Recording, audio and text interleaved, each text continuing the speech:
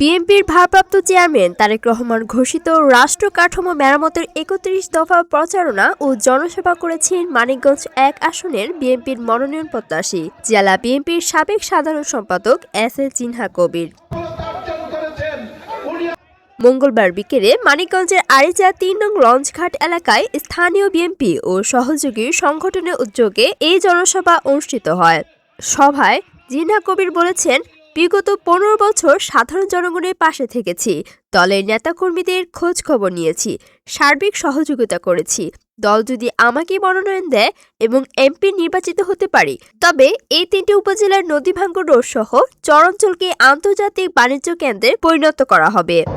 গত ১৫টি বছর যেমন আপনাদের পাশে ছিলাম, আবারও যদি আপনাদের জন্য কাজ করার সুযোগ পাই, ১৮ সালের মতো দল যদি আমাকে আপনাদের প্রতিনিধি মনোনয়ন করে, কথা দিয়ে যাচ্ছি এই ৩টি উপজেলার নদী ভাঙনে যে ক্ষতিগ্রস্ত জনগণ, এই নদীকে চিরস্থায়ী বাদ দিয়ে নদী ভাঙন রোধ করে চর অঞ্চলকে একটি আন্তর্জাতিক বাণিজ্য কেন্দ্র গঠন করে আপনাদের ভাগ্যের পরিবর্তন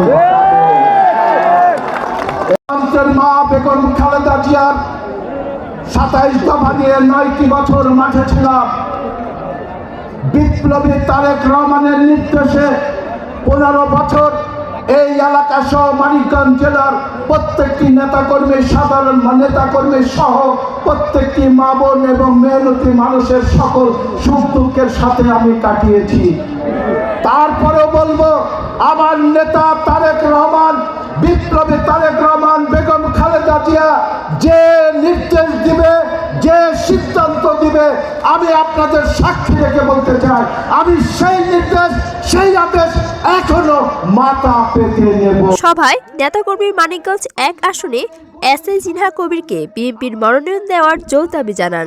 যদি এই কিওর দৌলতপুর শিবালয়কে আপনি রক্ষা করতে চান, তাহলে এস.এ. কবির জিন্না সাহেবকে মনোনয়ন দিতে হবে ভাইয়ের আমার। আমরা দেখিয়ে দিতে যাব, এস.এ. কবির জিন্না সাহেবকে মনোনয়ন দেওয়ার পরে আমরা লক্ষ লক্ষ ভোটের প্রমাণ দিয়ে জিন্নাকে নির্বাচিত করে আমরা সংসদে পাঠাবো।